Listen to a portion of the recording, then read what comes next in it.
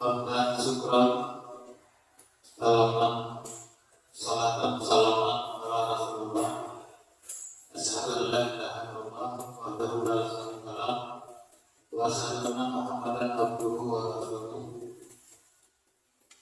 Pertama-tama marilah kita mengucapkan rasa syukur kepada Allah Subhanahu wa taala karena pada pagi yang sangat cerah ini Allah masih memberikan kesehatan kepada kita, sehingga seperti biasa kita tetap konsisten istiqomah melaksanakan tugas-tugas kita sebagai pendidik di Istiqlal Imam Muhammadiyah yang sangat kita banggakan. Selanjutnya salam dan salam untuk gerakan pada Nabi kita yaitu Nabi besar Muhammad Sallallahu Alaihi Wasallam yang senantiasa menjadi panutan kita, yang telah membawa umat manusia dari zaman kebodohan menuju sebuah perubahan yang serba teknologi seperti apa yang kita rasakan pada saat sekarang. Yang saya hormati Bapak Wakil Kepala Sekolah Bapak Hendri Nabi,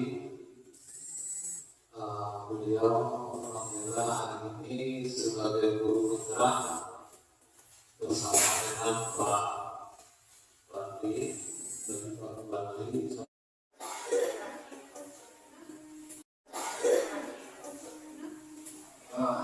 Bismillahirrahmanirrahim.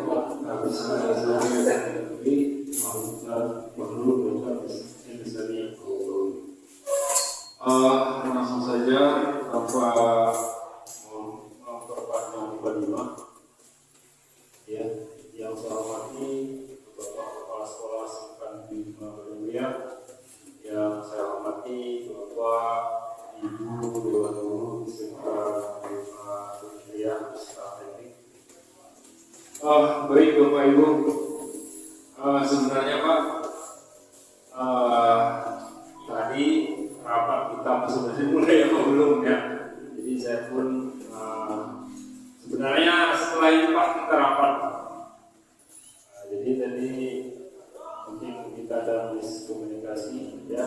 Sebenarnya saya belum memberikan diseminasi penyebaran pemahaman dan penerapan budaya positif ini ya. Baru kita rapat. Jadi agenda rapat kita hari ini yang pertama tadi kita evaluasi fungsi kita, kemudian selanjutnya masalah upload, kemudian kita juga harus membuat komunitas praktisi di sekolah, kemudian masalah administrasi pembelajaran Bapak Ibu, dan satu lagi masalah jadi itu agenda kita sebenarnya Bu. Jadi ya, mungkin dari saya tidak apa karena Bapak masalah semua. Iya, semua masalah. Jadi yang Bapak sampaikan di awal tadi, di sini Bapak bukan solusi kan? Jadi masalah itu Bapak di sini nanti semua. Jadi langsung saja. Mungkin Bapak Ibu pernah belajar di PN tentang budaya positif. Saya rasa Bapak Ibu sebagian ada yang belajar budaya positif. Ya. Jadi kami di sini sebagai JDP ini merupakan aksi nyata. Ini tugas di satu tempat ini memang agak diporsir banyak tugas di satu modul satu tempat ini tentang budaya positif. Ya. Jadi Bapak Ibu sebelum itu kita buat dulu kesepakatan kelas kita ya, kira-kira untuk kesepakatan kelas kita hari ini. Jadi biasakan juga dengan anak-anak kita setiap masuk buat kesepakatan kelas. Kira-kira pertama mengikuti kegiatan dengan merasa senang Bapak Ibu, jangan merasa sedih, galau, ya. Jadi api tolong disilen. Ya, silen atau silent. Kemudian kita saling menghargai. Nah, inilah poinnya sebenarnya. Ini termasuk salah satu budaya positif. Saling menghargai. Nanti nampak kita di sini apakah sudah bisa saling menghargai atau belum. Sini nanti kita lihat. Kira-kira ada yang bisa tambahkan untuk kesepakatan kelas kita? Ada yang perlu tambahkan kesepakatan kelasnya? Ada? Cukup? Ada lagi kondisi kira-kira? Supaya apa kita ini berjalan dengan lancar? Cukup ya? Oke, berarti kita sepakat ya Bapak Ibu? Sepakat ya. Jadi udah sama ini aja. Terus ada penambahan? Ada lagi penambahan kira-kira? Cukup? Dilarang marah-marah. Iya, dilarang marah-marah. Kita buat itu. Apa? Dilarang marah-marah. Itu sepakat. Jadi hari ini harus kita berikan kepada kelas kita Bu, supaya sepakat. Berdasarkan kesepakatan inilah kita belajar di kelas. Jangan lama-lama boleh kan?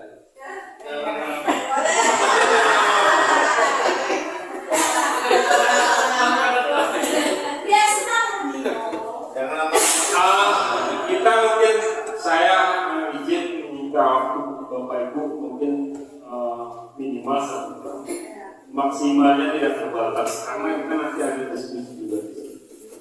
Ya. Di suratnya kan jadi bahwa berbekalan.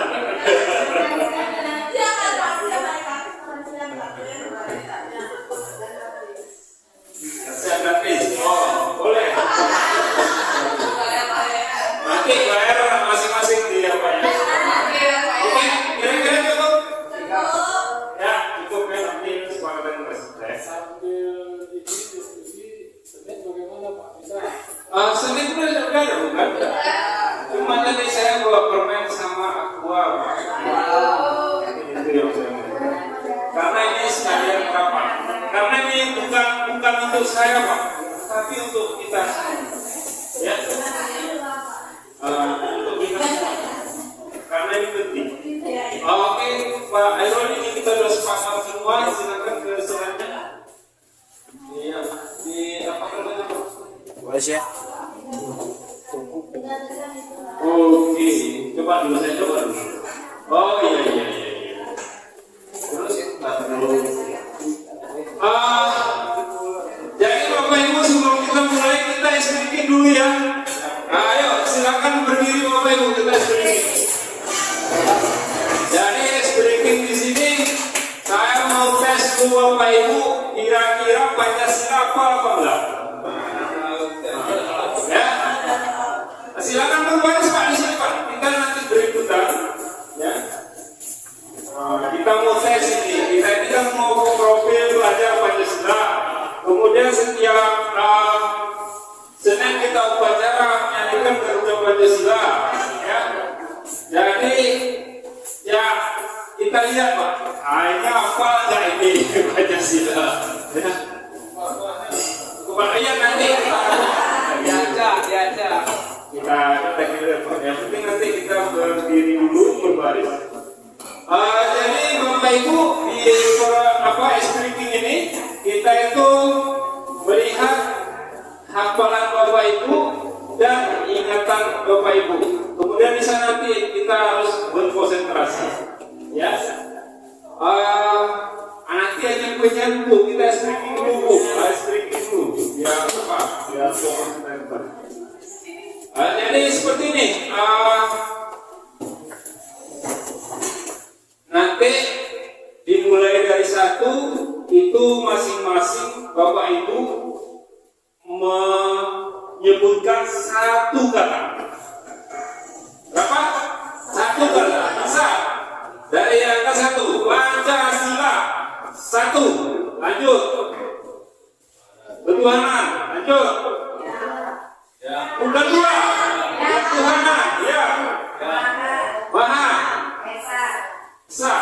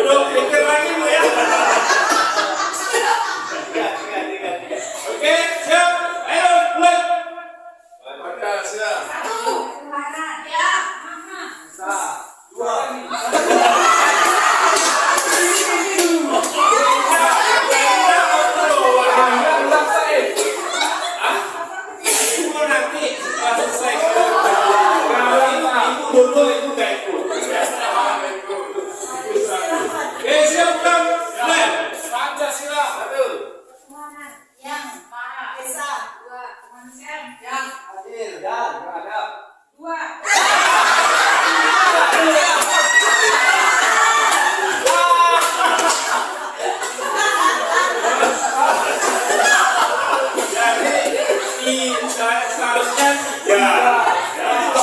Ya. Oke. Duduk. Pikir dulu ya. Oke. Oke. Siap? Ya. Mulai. Pancasila. Satu. Ya.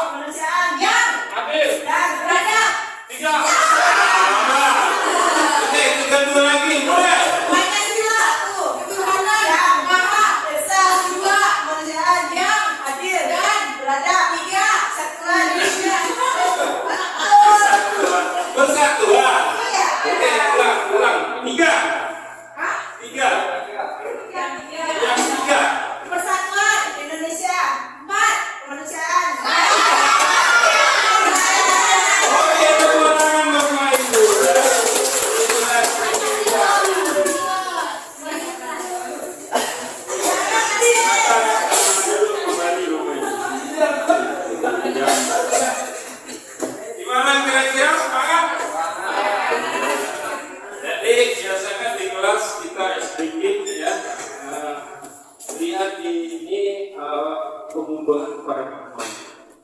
Semua orang melihat hal yang sama. Setiap orang memiliki gambaran berbeda. Jadi cara berpikirnya yang berubah. Yang diperlukan oleh itu. Kemudian kita mencoba mengubah orang agar berpandangan sama dengan kita. Bisakah kira-kira? Pasti semua berbeda. Ya. Jadi kita harus berusaha memahami pandangan orang lain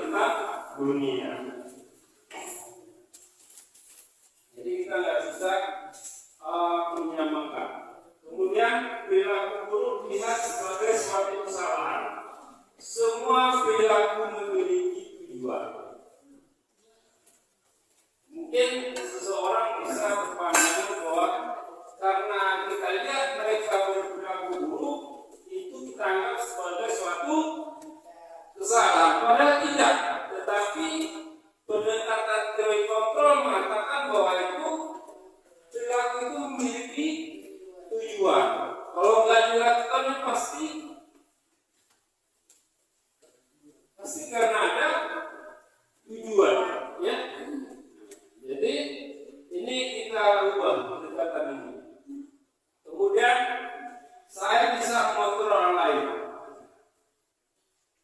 Jadi mungkin kita berpendapat beranggapan bahwa kita ini bisa mengontrol perilaku anak murid kita. Sebenarnya kalau pendekatan teori kontrol mengatakan Anda tidak bisa mengontrol orang lain. Tidak bisa kita kontrol murid kita. Ya. Kemudian nanti kenapa nggak bisa kita kontrol nanti kita lihat di slide selanjutnya. Kemudian pemaksaan ada pada saat kunjungan gagal. Ini stimulus responnya. Kemudian pada pendekatannya kolaborasi dan konsensus menciptakan pilihan baru.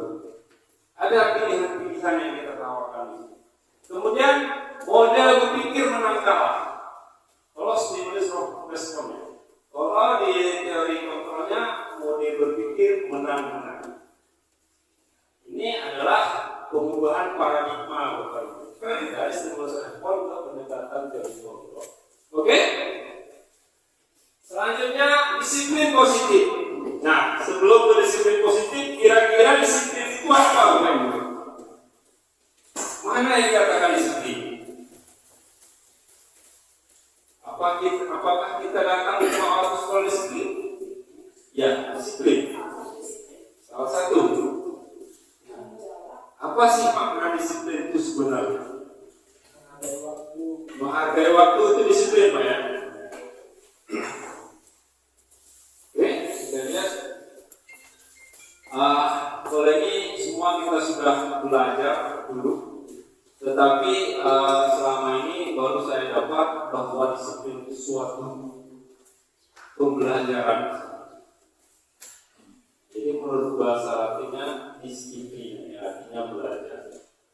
Kemudian disiplin positif merupakan salah satu cara penerapan disiplin yang bertujuan untuk menumbuhkan kesadaran serta memperdayakan peserta didik tanpa imbalan penghargaan, ancaman atau hukuman. Kalau kita selama ini bagaimana? Disiplin itu orang hubungannya dengan penghargaan, ancaman dan hukuman. Nah, inilah sebenarnya paradigma tadi yang berubah. Ya, selama ini disiplin. Kalau nggak disiplin besok nggak datang begini bla bla bla, ada imbalan, ada ancaman, ada hukuman. Itu selama ini yang kita lakukan seperti itu. Ya Pak ya? Kemudian disiplin mengacu pada disiplin diri yang memiliki tanggung jawab terhadap apa yang dilakukannya berdasarkan nilai-nilai yang dilakukannya. Jadi berasal dari atau mengacu dari disiplin diri. Selanjutnya, sebagai pendidik, tujuan kita adalah menciptakan peserta didik yang memiliki disiplin diri sehingga mereka berperilaku mengacu pada nilai-nilai kebajikan universal dan memiliki motivasi intrinsik dalam perubahan perilaku yang lebih baik. Jadi harapannya ini Bapak Ibu. Kenapa kita terapkan disiplin positif? Ini harapan. Jadi siswa nanti termotivasi. Siapapun itu orangnya, kita juga seperti itu. Motivasi itu harus ditumbuhkan dari dalam diri. Kalau berbutuh hanya nilai-nilai kebajikan. Jadi nilai-nilai kebajikan adalah sifat-sifat positif manusia yang merupakan tujuan mulia yang ingin dicapai setiap individu. Nilai-nilai tersebut bersifat universal dan lintas bahasa, suku, bangsa, agama, maupun latar belakang. Jadi ini seluruh ini kita dibagikan ini, ya, ini ada berapa yang dibagikan. Yang pertama, sesuai dengan profil pelajar Pancasila. Kalau kita di sekolah, tentunya ini yang kita akan tujuannya ini, ya. Tapi kalau di seluruh dunia berdasarkan ras, suku, bangsa, agama sudah di sudah disurvei, ini lagi nilai-nilai kebajikan. Ya, bisa toleransi, rasa hormat, integritas, mandiri, menghargai, antusias, empati, pengetahuan, bla bla bla. Ya. Kemudian keterampilan hidup. Nilai-nilai kebajikan ini itulah yang akan kita terapkan nanti dalam keyakinan kelas kita. Ya, nanti berdasarkan ini kalau kita membuat keyakinan kelas, inilah ada nilai kebajikan yang akan dituju. Jadi kita yang diharapkan di sini misalnya apa? Kalau profil pelajar Pancasila, ya, beriman bertakwa pada Tuhan yang Maha Esa dan berakhlak mulia. Dan ini juga merupakan misi sekolah kita. Ini merupakan misi sekolah kita. Jadi hal ini kita lakukan. Kemarin sudah saya jabarkan tentang visi CGP. Kita sudah dulu, ya, yang kita tuju mungkin hal kecil ini dulu yang pertama. Kalau sudah selesai ini, baru nanti ke bawah. Oke, jadi untuk membuat keyakinan kelas nanti nilai kebajikan ini yang dituju Bapak Ibu, ya. Ya. Tadi kan juga di awal kita sepakat kelas ada saling mana dia tadi? Saling menghargai. Kemudian kita membuat komitmen di sana di kesepakatan kelas di awal tadi, ya. Ini nilai kebajikannya. Lanjut. Kebutuhan dasar manusia.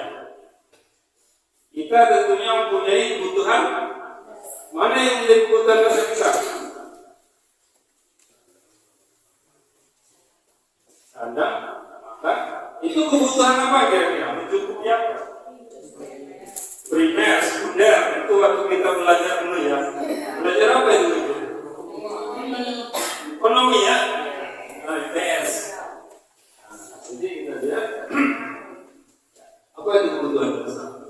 Kebutuhan dasar manusia adalah sesuatu yang kita lakukan untuk mendapatkan apa yang kita inginkan. Seluruh tindakan yang kita lakukan memiliki tujuan tertentu. Dan semua usaha terbaik yang kita lakukan adalah dalam rangka agar kebutuhan dasar kita terpenuhi dengan baik. Mungkin Bapak Ibu di sini melihat siswa kita ada yang saat pembelajaran, pernah nggak? Ini kasusnya. Pernah nggak siswanya itu tidur di kelas, ribut sana kemari, yang kemudian saat-saat takut berlesu. Itu kebutuhan dasar ini yang tidak terpenuhi. Sama juga kita manusia, sama juga kita guru. Kita ini guru pasti ada kebutuhan dasar kita tidak penuhi. Kenapa kita berlaku seperti itu? Ya, sekarang kita lihat kebutuhan bertahan hidup itu yang untuk tadi fisiologisnya bertahan hidup, misalnya kesehatan rumah dan makanan. Ini kebutuhan dasar mereka bertahan hidup. Ini semua orang pasti butuh. Kemudian kasih sayang dan rasa terima. Ya, kebutuhan akan hubungan dan koneksi sosial, kebutuhan untuk memberi dan menerima kasih sayang, dan kebutuhan untuk merasa menjadi bagian dari suatu kelompok. Kemudian kebutuhan dasar penguasaan tentang harga diri, keinginan untuk dianggap sebagai pemimpin, berprestasi, diakui dan dibenarkan. Ini perginya kepada kebutuhan dasar penguasaan. Ya. Kemudian kebebasan. Kebebasan akan kemandirian, otonomi, memiliki pilihan hidup, mampu mengendalikan arah hidup. Apa? Apa? Apa ya? Berarti semua tidak ada yang rabun jauh, ya. Oke. Kemudian ada kebutuhan dasar akan kesenangan. kebutuhan untuk mencari kesenangan bermain dan tertawa. Inilah kebutuhan dasar kebutuhan dasar manusia. Ya. Jadi kenapa kita misalnya di sekolah kadang-kadang uringan, kita pun kadang-kadang sekolah merasa bosan. Jangankan anak, kita di sekolah itu kadang-kadang merasa bosan. Kalau kebutuhan apa yang tak terpenuhi di sana? Ada yang kurang di kebutuhannya, maka kita itu berlaku seperti itu. Kalau anak misalnya tiduran di kelas saat kita mengajar, kebutuhan apa yang kurang kira-kira?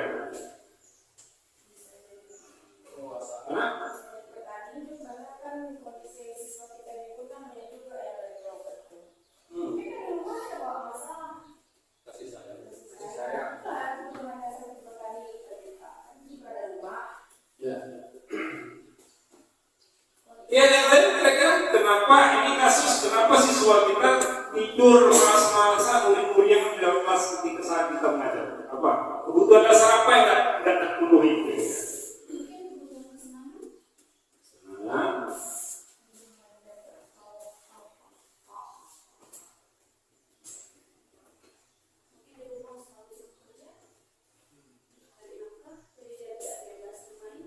Nah, itulah tugas kita Bapak Ibu. Kita harus tahu anak-anak itu bahwa anak itu punya karakteristik yang berbeda-beda. Karena anak itu unik ya. Nah, itu yang perlu kita pahami. Anak ini guna nih. Karena ada masalah. Perlu pendekatan. Perlu berkunjung, perlu berkoordinasi dengan orang tua. Itulah sebenarnya berat guru ibu. Aku kan pikir makin belajar ya isi mari guru kita. Ya berat sebenarnya guru ibu. Tetapi apalagi yang menjadi motivasi anak kembali ke motivasi kita. Ada motivasi fisik dan motivasi sistem. Ya berat menjadi guru ibu. Jadi kenapa anak itu bosan merasa bosan itu dia ingin kebebasan. Jadi di lalu kemudian kenapa anak-anak itu mengganggu temannya? Bisa kadang-kadang di dalam kelas dia itu mencokir-cokir temannya pas kasus itu pernah. Apa sebenarnya dengan anak seperti ini? Jadi Bapak Ibu perlu belajar nanti tentang buku dasar manusia dan nanti saya akan share tentang materi ini semua. Ya. Oke, lanjut. Ya, ini motivasi perilakunya.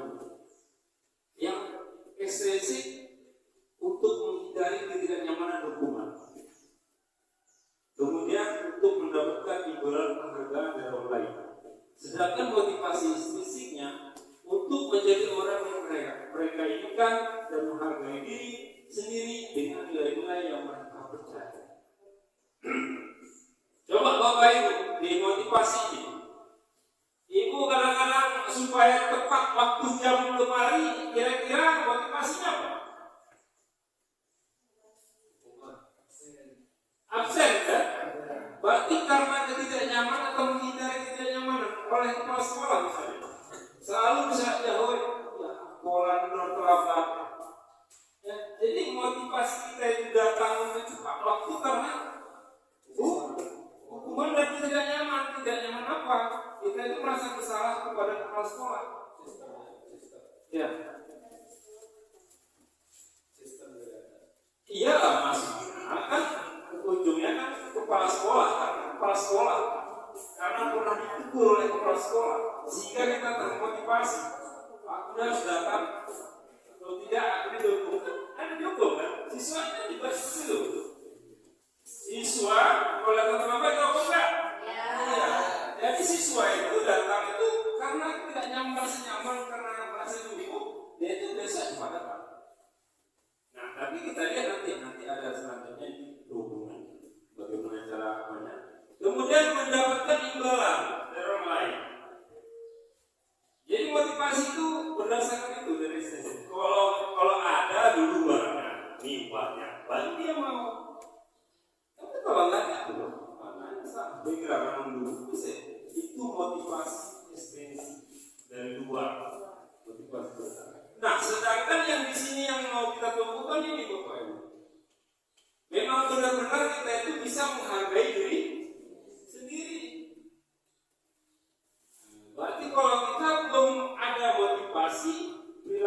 sebagai manusia, ya, yang betul-betul belum datang dari sini, berarti kita belum menghargai diri kita sendiri. Itu dia kuncinya. Jadi kalau yang motivasi itu tentunya datang dari hati kita.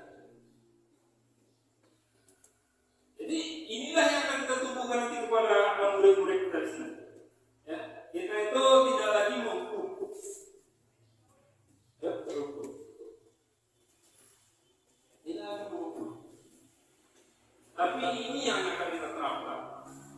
Karena ini jangka waktunya panjang. Kalau ini jangka waktunya pendek.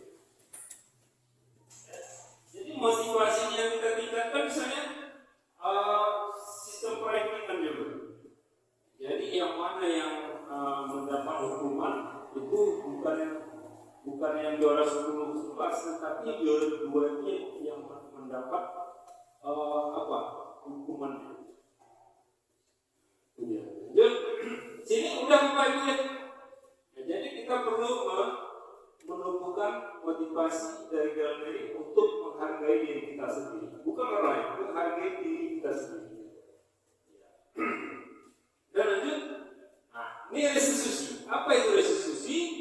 Restitusi adalah proses menciptakan kondisi bagi murid untuk memperbaiki kesalahan mereka, sehingga mereka dapat kembali ke kelompok mereka dengan karakter yang lebih kuat. Jadi ini karakter.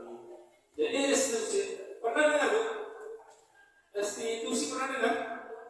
Nah ini adalah suatu model atau pendekatan, ya. Kemudian, nah ini perbedaannya bu. Perbedaan hukuman, konsekuensi dan restitusi. Yang pertama kita lihat yang namanya hukuman. Hukuman itu pasti tidak terencana, ya kan? Anak-anak datang terlambat, kita tidak pernah merencanakan ini. Oh hari ini apa kita lihat? Oh kotor ini bapak kasih. Ya, ada tumpuk kuning. Suruh angkat. Tidak ada kita rencanakan itu hukuman itu. Ya, kemudian murid tidak tahu apa yang terjadi ketika dihukum.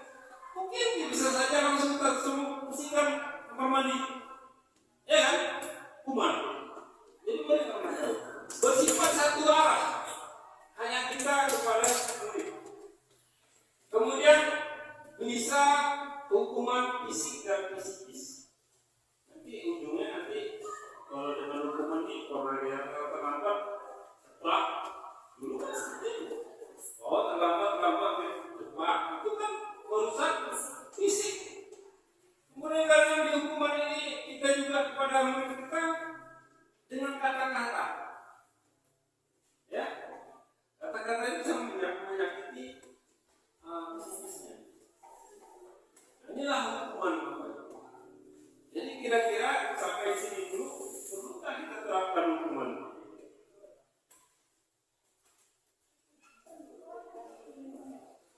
Dengan psikol. Oke, kita lihat konsekuensi. Kalau konsekuensi pasti ada terencana, disepakati sesuai aturan. Kita sudah buat aturan sekolahnya. Kalau kamu datang terlambat, konsekuensinya kamu diberikan hukuman menyapu atau membersihkan sampah. Itu buat konsekuensi disepakati dengan murid, sudah tahu dia. Itu konsekuensi. Kemudian murid dibuat tidak nyaman. Kenapa tidak nyaman?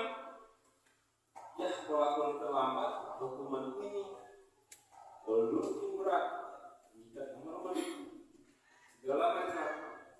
Jadi dia akan terasa. Kemudian sikap guru selalu memonitor. Situasi seperti itu sifat. Kita itu cuma melihat kalau kamu melakukan ini, hukumannya ini.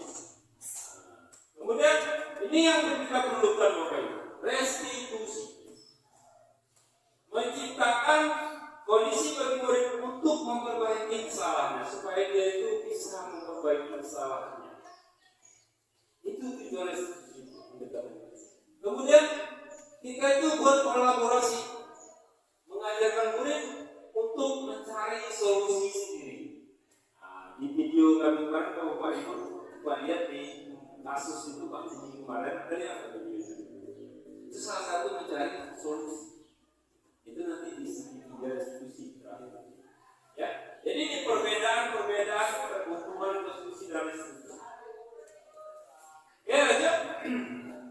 Nah, ini 5 posisi kontrol. Guru itu di sekolah ada punya 5 posisi kontrol. Penghukum, pembuat rasa bersalah, teman, memantau, dan mengajar. Harapannya kita di sini. Oke, kita lihat mungkin Bapak Ibu belum lihat kemarin videonya, mari kita lihat sekilas contoh posisi kontrol.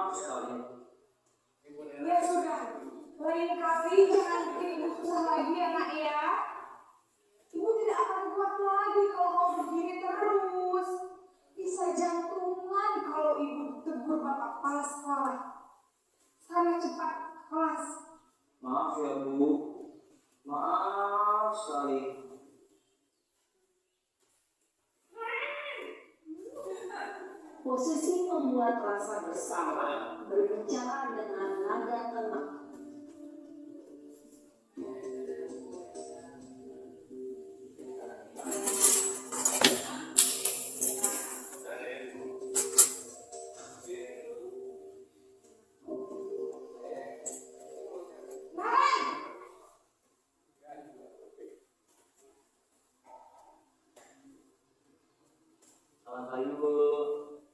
Wah, sudah jam berapa ini, Nak?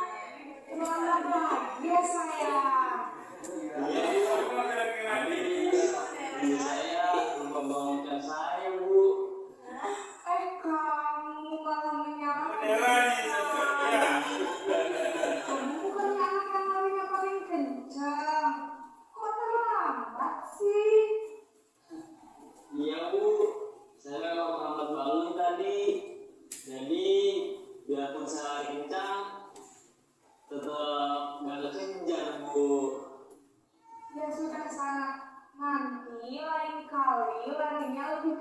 lagi ya, biar gak terlambat lagi.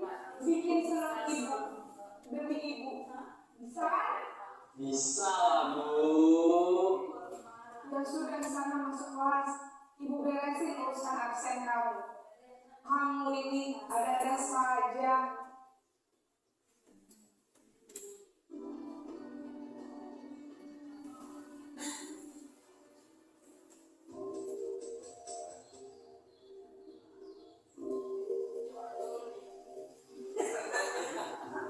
Siapa kira-kira? Mantap. Naren,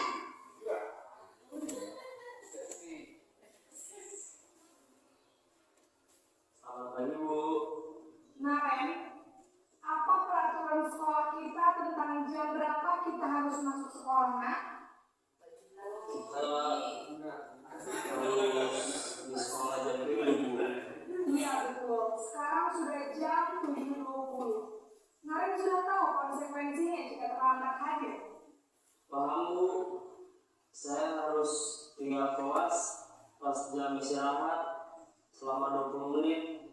Iya benar, konsekuensinya demikian. Jadi nanti jam 9.30 pas istirahat, kamu harus tinggal di kelas, kerjakan tugas tambahan untuk ketinggalan kamu, ya? Baik, Bu.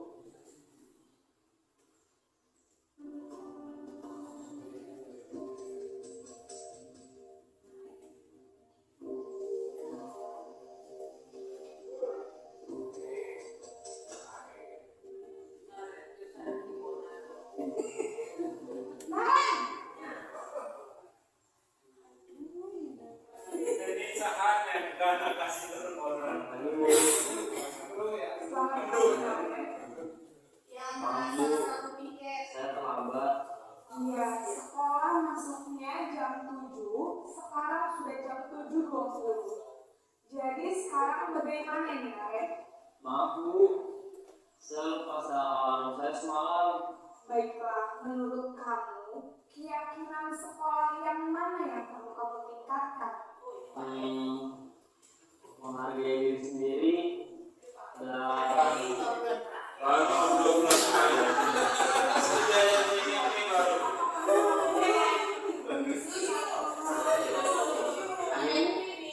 yang punya Apakah kalian bersedia memperbaiki masalah keterlambatan ini? bersedia, Bu. Bagaimana kamu akan memperbaiki masalah keterlambatan ini? Saya mencoba untuk tidak lupa menyesal alam saya, Bu. Baik, kalau kalian kalian di rumah, ada orang yang kira-kira bisa bantu mengingatkan tidak? Ada, Bu. Kata saya, Kak Emma. Ada lagi selain Kak Emma? Selain Kak Emma, ada ibu saya. Baik, jadi yang mengingatkan Naren adalah Kak Emma dan ibu kamu ya. Kira-kira akan mulai sealarm kapan nih, Naren? Setelah pulang sekolah, akan segera saya lakukan. Baik, jadi Naren akan setel alarm untuk bangun besok pagi dan akan diingatkan oleh kakak dan ibunya Naren ya. Ada lagi yang mungkin perlu dilakukan Naren agar tidak terlambat lagi. Tidak ada, Bu. Baik Naren, terima kasih untuk kerjasama kamu. Sekarang kamu perlu kembali ke kelas untuk belajar. Baik, Bu. Terima kasih. Ya, itulah Bapak Ibu contoh posisi kontrol tadi. Jadi Bapak Ibu semua itu sudah melakukannya kan? Kira-kira di mana posisiku tadi? Semuanya. Hah? Semuanya dalam situasi.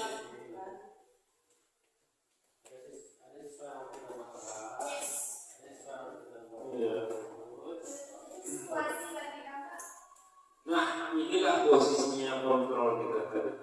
Diharapkannya kita itu berada di sebagai pendidik. Karena kita itu harus menerapkan siswa itu mencari solusi supaya dia jangan terlambat. Jadi posisikanlah diri Bapak Ibu di posisi penelitian. Oke, kita lanjut. Mungkin Pak itu bisa nyampe. Lanjut. Oke.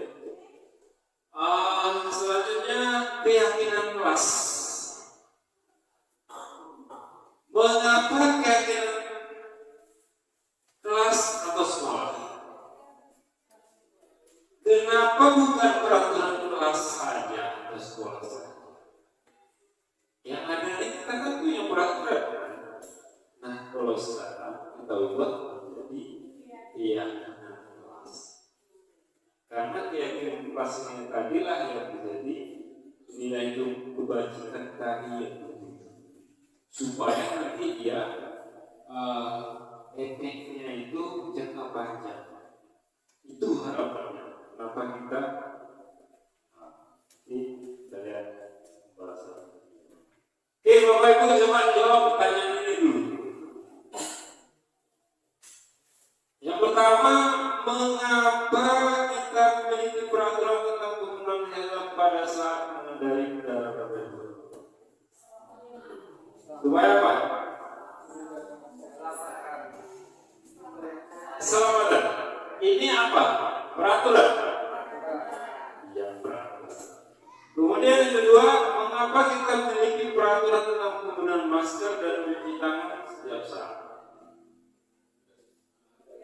Ya, sehat, kesehatan, ya.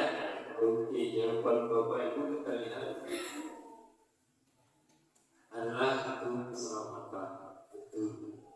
Kemudian mungkin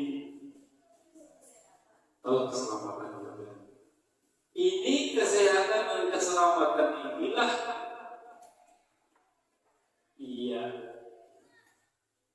selamat inilah yang kita sebut sebagai suatu keyakinan tadi, ya, sehingga nilai kebajikan besar yang disepakati secara tersirat dan keseluruhan lepas dari latar belakang suku. Kenapa perlu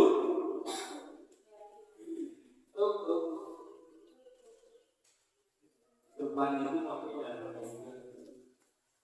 Kenapa perlu keyakinan tadi? Itu peraturan tadi. Peraturan itu tetapi harus kita yakini untuk apa? Untuk nilai-nilai kebajikan.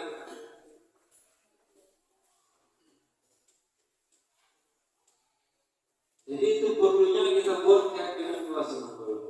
Kemudian yang membentukannya yang pertama disebut pernyataan universal, dibuat dalam pernyataan positif, sedikit saja kalau bukan diingat, ya, tak perlu macam-macam, ya, dalam beriman. Sesuai dengan kondisi kelas kita, mudah diterapkan, ya. Kemudian warga sekolah, warga kelas dilibatkan dalam membuat keyakinan kelas atau keyakinan sekolah. Bersedia meninjau kembali keyakinan kelas dari waktu ke waktu. Waktu lalu sudah saya sampaikan, sudah saya sentil sedikit bagaimana bentuk keyakinan kelas. Di kelas ini kalau nggak salah dibuat PHP, ya. Siapa yang buat apa itu? Siapa yang tempel situ? Siapa yang tempel? Kalau kelas 2 PHP siapa? Oh, saya lihat sudah tempel di sana. Sedikit keyakinan kelas, ya. Jadi kenapa harus ditempel? Untuk selalu dilihat, diingat. Nah, ini dia, ya, prosedurnya. Yang pertama berjumlah pendapat di dalam peraturan. Itu peraturan sengaja saya tempel di sana, Bapak Ibu, supaya mungkin siswa tidak lihat. Itu di kelas sudah saya tempel, masih ada apa enggak. Jadi saya suruh siswa itu masing-masing tanggung jawab, kalau hilang kelas tanggung jawab. Di situ juga sudah saya tanamkan nilai kebajikan dan dia harus bertanggung jawab jaga supaya itu. Jadi berdasarkan peraturan itu nanti Bapak Ibu silakan kembangkan menjadi keyakinan kelas. kita lihat dulu peraturannya. Kemudian mencatat masukan semua murid. Nanti sama-sama seperti tadi di awal tadi kita buat keseluruhan kelas. Mari kita yakini di kelas kira mendapat kepada murid. Ayo anak-anak, kira-kira untuk kelas ini yang perlu kita terapkan apa? Kalau untuk belajar itu mulai belajar seperti apa? Saya dulu keyakinan anak-anak itu kemauannya semua. Boleh nanti pakai post-it, tempel masing-masing anak tanpa nama membuat apa yang dibutuhkan. Kemudian gantilah kalimat dalam bentuk negatif menjadi positif. Kalau ada peraturan itu masih negatif, ubah menjadi positif. Ya. Misalnya jangan berlari di kelas atau koridor. Kalimat sebelumnya berjalanlah di kelas atau koridor. Berjalanlah, kalau tadi jangan berlari. Ya. Kemudian setelah itu tinjau kembali yang sudah dicatat untuk menemukan nilai kebajikan keyakinan yang dituju. Ya. Yang penting itu dituju. Nilai kebajikan yang dituju itu yang penting dicatat. Contohnya berjalan di kelas, dengarkan guru, datang tepat waktu, berada di bawah payung suatu bagian untuk saling menghormati. Itu nilai kebajikan yang dituju. Jadi kesepakatan kelasnya untuk saling menghormati. Ya. Kemudian kalau lagi tinjau ulang kelas secara bersama-sama. Sebaiknya keyakinan sekolah kelas tidak terlalu banyak, bisa sekitar antara 3 sampai 7 prinsip keyakinan. Mana keyakinannya? Kita melihat nilai kebajikan tadi. Kita sanggup maunya ke nilai kebajikan. Ya. Kemudian setelah dia ulang menyetujui, ya kita menyetujui Bapak dengan murid, menandatangani keyakinan tersebut. Ini kita buat kesepakatan dengan siswa. Jadi nanti kemudian kalau siswa berbuat benar, artinya kembali lagi kebajikan. Nilai kebajikan ada tadi di posisi manajemen. Kebajikan mana yang kamu lakukan? Bagaimana cara kamu mengubahnya? Apa yang kamu sudah lakukan? Iya, itu. Jadi keyakinan sekolah selanjutnya akan di kelas di tempat yang mudah dilihat semua kelas. Jadi coba nanti masing-masing kelas akan terus nanti referensinya silakan cari banyak di TikTok atau di segala macam video YouTube ada itu. Silakan nanti cari bagaimana banyak. Ibu cari dulu, kemudian nanti baru kita sepakati dengan sesuatu. Kira-kira cocok kayak gitu teknik kelas. Silakan ditempel di mana yang berniat. Di apa juga seperti RPS ya. Dibuat peraturannya kan ada RPS Pak ya, ayo ya. Nanti itu juga menjadi sebuah keyakinan yang selalu harus kita adu.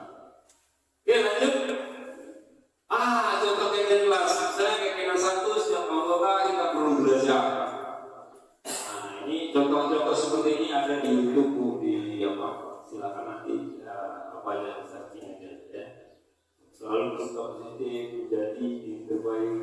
Kemudian hormat tadi keyakinannya. Kemudian kata-katanya mungkin kami yang bahwa sangat penting untuk menghormati semua orang dan barang milik orang lain. Inilah yang kita tanamkan sehingga ini nanti terus berbekas, bukan sekarang ya. Jadi hal-hal yang kita lakukan bukan sekarang ya. Nanti setelah dia terjun di masyarakat, itu sudah mempunyai sebuah keyakinan. Oh iya, keyakinan saya itu harus hormat. Sama seperti kita. Kita itu menanam keyakinan, kita itu harus jangankan anak siswa kita juga dulu harus tepat jam berapa kita datang, jam 30, jam 8. Ya kalau kita yakini ini kita itu menghormati peraturan itu. Ya yang tidak berarti belum muncul. Ya, belum muncul. Artinya motivasinya muncul. Jadi untuk siswa mungkin secara sebentar tidak nampak. Mungkin dia jangka panjang pengaruhnya. Itulah harapan. Kenapa saya dulunya tidak setuju dengan konsep IHD. Jadi sekarang konsepnya IHD semua. Tapi setelah belajar baru, oh ini yang dimaksud IHD. Jadi pengalaman belajar itu tidak sekarang ya. Nanti karena harapan nanti 2045 Indonesia emas. Kita itu berhadap menerapkan kebajikan, dia punya, dia bisa menghargai dirinya, dia bisa jujur. Itu harapannya. Oke, lanjut. Ini nanti contoh kayak ini silakan aja searching aja Bu ya. Kemudian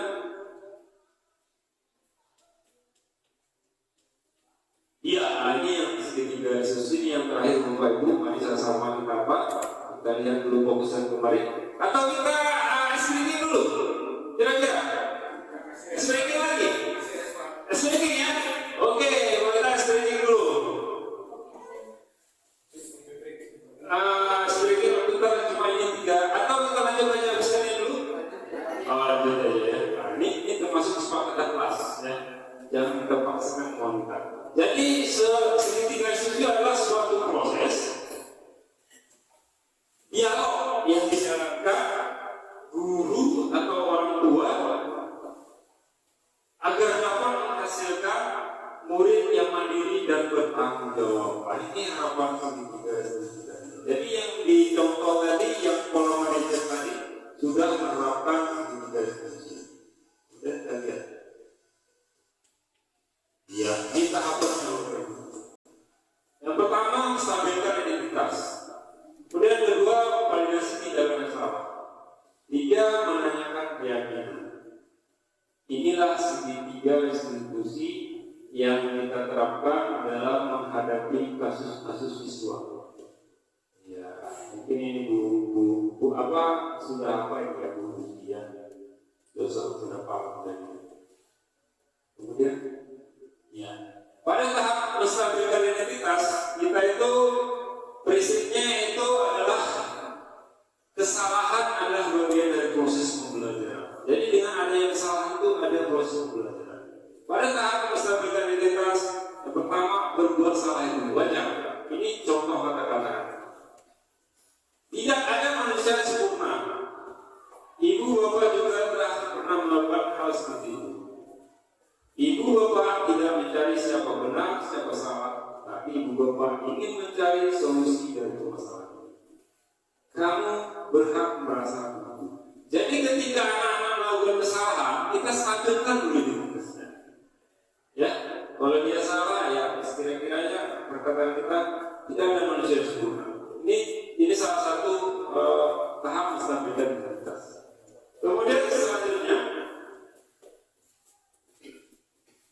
validasi tindakan yang salah. Jadi di sini setiap perilaku berupaya memenuhi suatu kebutuhan. Ini hanya kebutuhan tadi, kebutuhan dasar manusia tadi. Dia melakukannya karena ada tujuan di situ. Kemudian bagaimana kita memperlakukannya? Kamu pasti punya alasan mengapa kamu melakukan hal itu. Pada tahap validasi tindakan yang salah. Tadi sudah stabil emosinya. Ya, dia sudah sama-sama kita sama dia, bahkan pun satu-satu semua dia pun pernah melakukan itu. Barulah kita ambil validasi tindakan. Padahal kamu bisa melakukan yang lebih buruk dari dia. Kamu patut bangga karena telah melindungi sesuatu yang penting buatmu. Kamu melakukannya karena mempertahankan sesuatu yang penting. Bisa ada kasusnya siswa berkah. Tadi sudah kita validasi sudah kita stabil ya. Saya juga kalau seperti itu saya pertahankan diri saya juga berlaku seperti itu. Kira-kira seperti stabil. Berarti dia sudah sama. Kemudian validasi tidak ada sama. Selanjutnya setelah kita menanyakan keyakinan. Pada tahap ini kita kembali pada teori kontrolnya bahwa pada dasarnya ketika termotivasi secara prinsip. Ini yang kita tekankan supaya murid kita menjadi motivasinya itu dari dalam diri, yaitu sadar. Oh, berarti ini yang saya salah. Dengan ini, apa keyakinan kelas kita? Kita kan sudah membuat dari keyakinan kelas. Jadi dia akan mengingat-ingatnya kalau dia suruh lihat lagi begini atau berbeda. Atau nilai apa yang telah disepakati bersama? Apa nilai yang sudah disepakati? Kalau dia misalnya tadi berkelahi, artinya di situ bisa merugikan orang lain gitu loh, keyakinan kelas. Jadi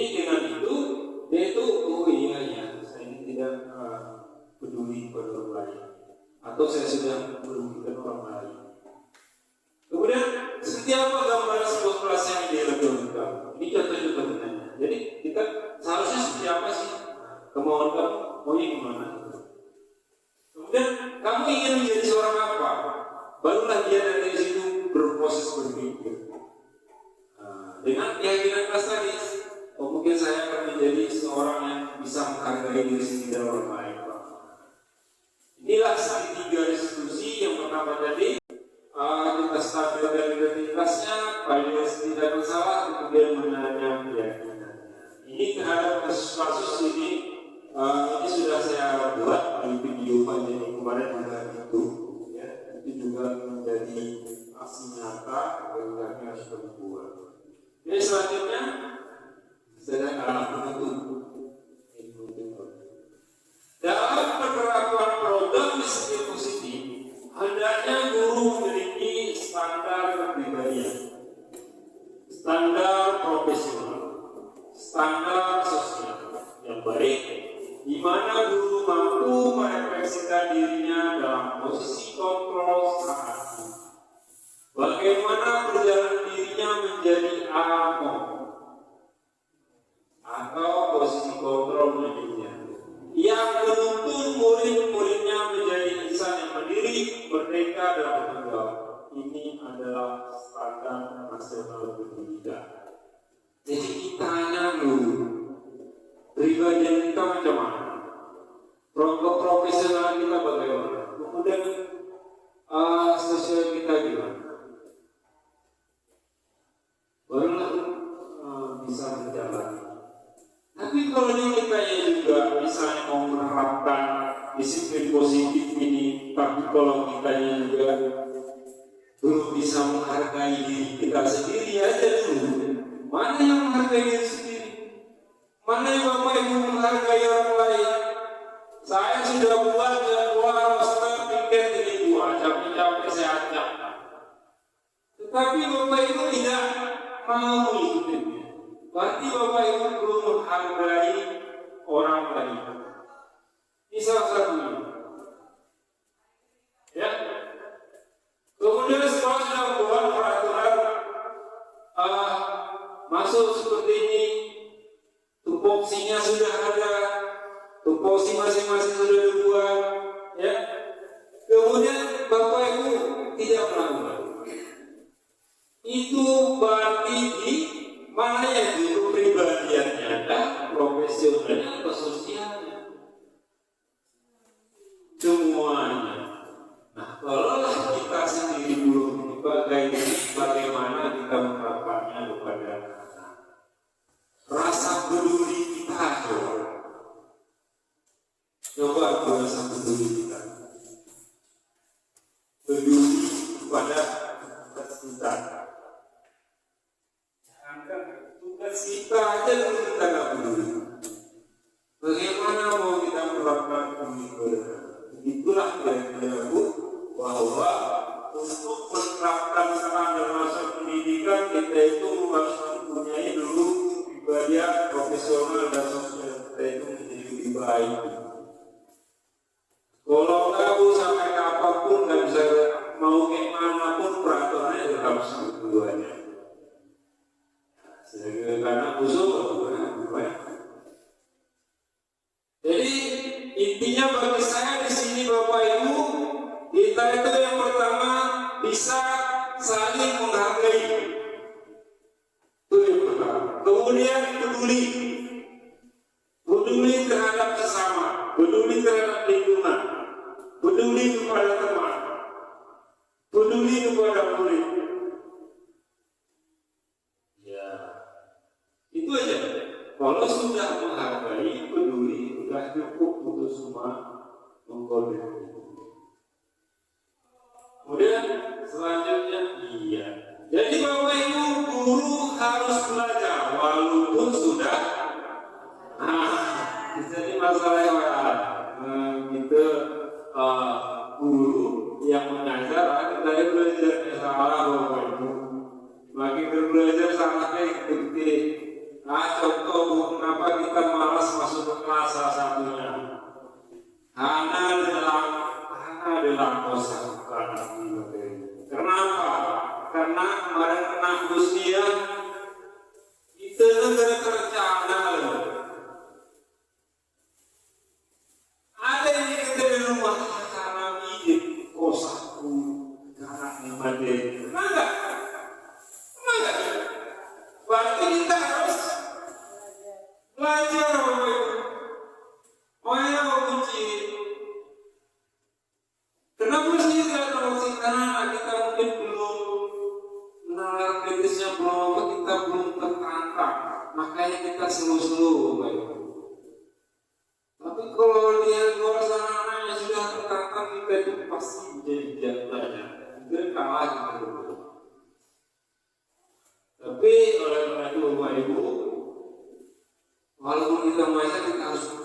saja pengembangan diri kita harus kuat, ya apapun itu. Jadi semakin kita belajar, kita semakin tahu posisi kita itu di mana. Nanti kemudian guru ini berat, cuman hanya memudahkan kita bahwa ini ada ilmu yang bermanfaat di sana, itulah yang menjadi motif besar kita di sini. Tetapi kembali kalau seperti tadi, ini gerata, isneo, pribadi yang profesional kita sebagai pribadinya mungkin seperti tadi sedang menghargai dunia. Kalau profesional kita benar di sini untuk belajar, berinovasi, mengembangkan ke sini. Ya, kemudian sosial kita bagaimana kita ketika bersama teman, bersama guru, bersama warga sekolah. Iya, oke Bapak Ibu, inilah laporan materinya. Mungkin cukup nggak sampai 1 jam, tetapi 25 menit. Bapak Ibu, kira-kira kita perlu diskusi gimana? Ada yang mau ditanyakan kira-kira tentang yang pertama materi yang disampaikan itu tentang budaya positif.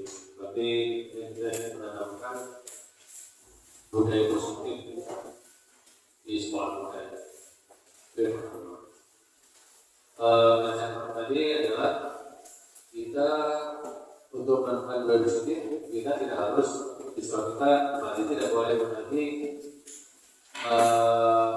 tertentu hukuman itu ya. Memang kita harus sepakati karena kita ingin terapkan di sekolah kita. Kalau memang benar-benar kita ingin terapkan, maka kita harus konsisten dengan apa yang kita terapkan itu. Yang pertama, kita tidak harus memberikan hukuman kepada siswa. Yang pertama, yang perlu jadi kita bawahi, yaitu kita tidak perlu menghukum ketika siswa membuat kesalahan. Yang perlu kita bawahi. Kemudian yang kedua, yang saya katakan tadi, kalau kita ingin menerapkan budaya positif, iklim yang terjadi di sekolah kita positif juga. Artinya apa? Semua kita harus paham dengan apa yang harus kita kerjakan, seperti ya datang tepat waktu, pasal budaya positif, seperti itu ya. Kemudian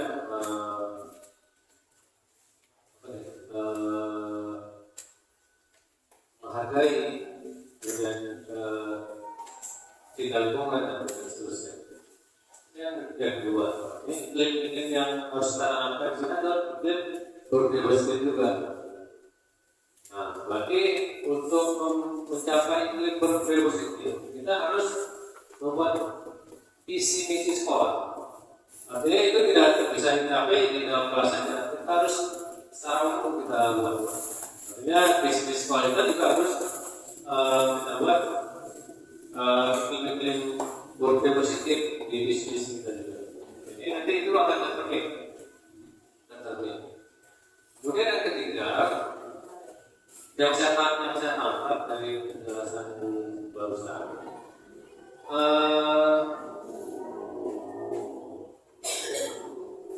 apa ya? Sebenarnya kita harus tahu dulu latar siswa kita sebelum kita membuat budaya positif. Latar belakang kita siswa ini gimana? Atau memang kalau buat kesalahan misalnya dia selalu terlambat, atau memang dia sengaja terlambat, selalu dia terlambat, lalu orang-orang yang masuk itu aja. Kemudian ketika kita masuk kelas, lalu yang keluar kelas itu aja, kan gitu ya, orangnya itu aja. Dan itu mengganggu itu. Nah, kita harus tahu dulu tanda sesuatu, baru kita bisa membuat budaya positif. Dan solusinya ini kami minta dari mungkin dari IGB, kira-kira kalau memang tidak ada hukuman, tidak terjadi hukuman di dalam lingkungan sekolah, tapi kira-kira apa solusinya? Solusi dari jika siswa itu membuat sebuah kesalahan dan setelah itu terus menerus dilakukan setiap hari. Itu kan perlu kita tahu dan sekolah harus tahu nanti ketika siswa ini pandangannya soalnya seperti itu. Terus saja mungkin Pak yang bisa saya tanyakan. Terima kasih. Assalamualaikum warahmatullahi wabarakatuh.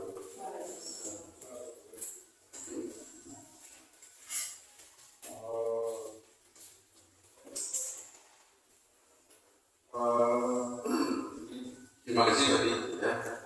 Memang itu kendala yang sering kita alami selama proses belajar dan belajar. Jadi saya di awal seperti itu juga terlalu kaku di awal, dan ketika mendengar kata-kata ahadi itu pikiran saya tidak sejalan dengan hati itu, menganggap bahwa siswa itu terlakukan manja dan itu saya dirinya mereka memaksakan tujuan yang ada terbiasa di sekolah kita. Saya di awal seperti itu, saya tidak ada pelan-pelan saya tidak mengenal konsep dari ahadi ini. Saya sudah sekolah. Jadi untuk membuat keyakinan sekolah ini kita buat dulu masing-masing impian sekolah kalian. Guna sekolah ya. Bagaimana keinginan kalian? Bagaimana kemauan kalian? Itu nanti tuliskan di kertas post-it.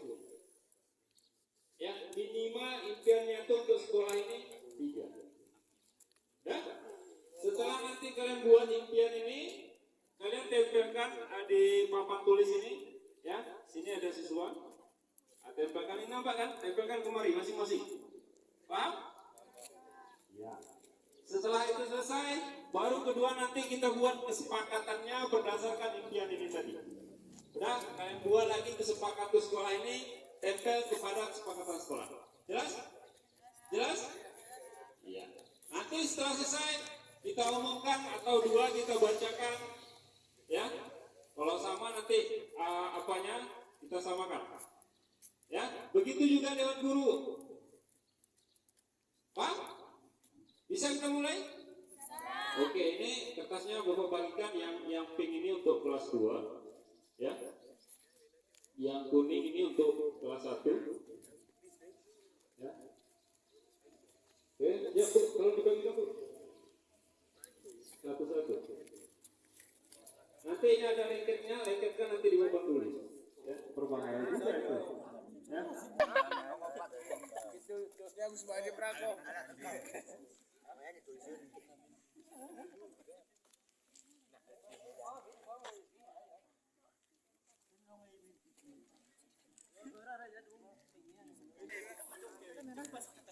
Belum. Udah dulu, dulu.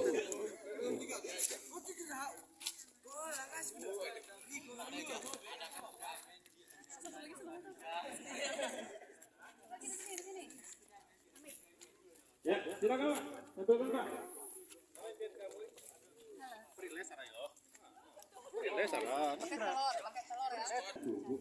Bukan minta dari teman, ya, sendiri, masing-masing.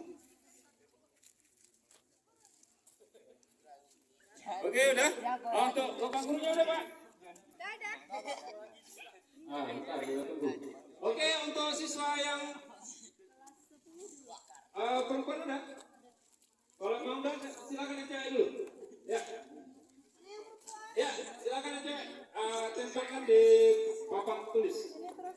Bagiannya dulu. Nuri, hai, orang ini nggak belajar dari bebek, Iya. ini kebalik nulisnya, udah nggak apa-apa.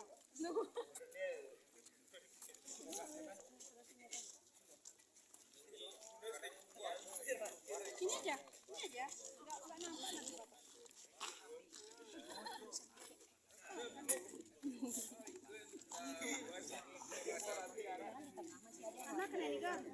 Itu pun bisa, yang penting di bagian apa? Impiannya.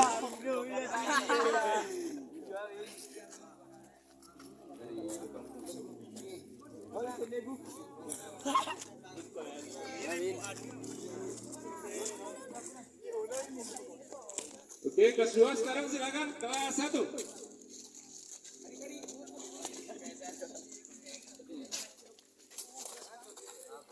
Siapapun, satu orang. Ayo, dari Putra satu orang, depan.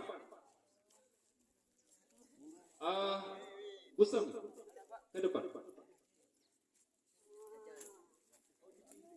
Oke, silakan sebagai contoh dibacakan masing-masing impian sekolahnya. Ya, dari cewek dulu. Saya ingin sekolah bersih. Saya ingin sekolah memiliki kantin yang sehat. Saya ingin tempat olahraga yang baik atau memadai. Sekali lagi. Ada ini aja.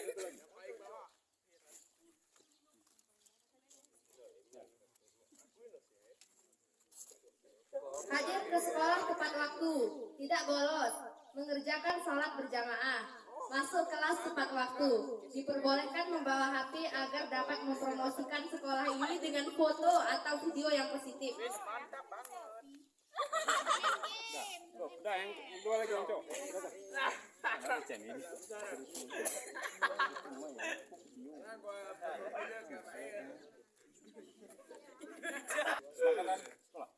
Kesepakatan sekolah. Saya ingin tamannya bersih. Saya ingin belajar dengan baik dan bersih. Saya ingin cepat masuk sekolah. Saya ingin ketika istirahat gerbang selalu dibuka. Terapkan 5S. Tahu 5S? Apa? Salam, senyum, apa lagi?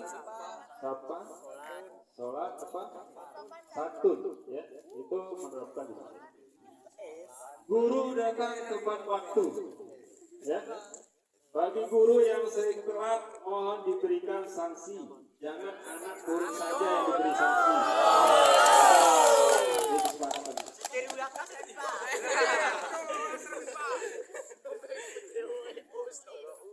Oke, baik anak-anak. Hari ini kita membuat keyakinan sekolah kita. Kalian tadi baik guru dan siswa sudah membuat keyakinan sekolah. Berdasarkan keyakinan sekolah itulah yang perlu kita tanamkan sehingga kita itu mau sama-sama belajar. Ya, paham?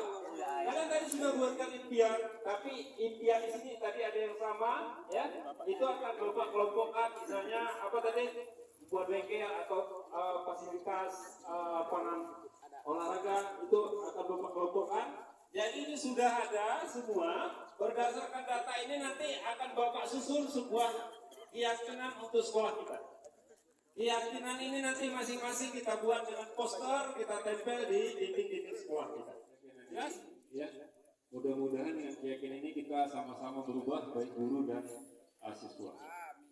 Iya. Oke, Bapak tutup. Belum bubar nanti tunggu dengan Pak Arjuna kalau mau dibuat sekarang. Posisinya silakan. Ya. Pak Heri, Assalamualaikum warahmatullahi wabarakatuh. Waalaikumsalam warahmatullahi wabarakatuh.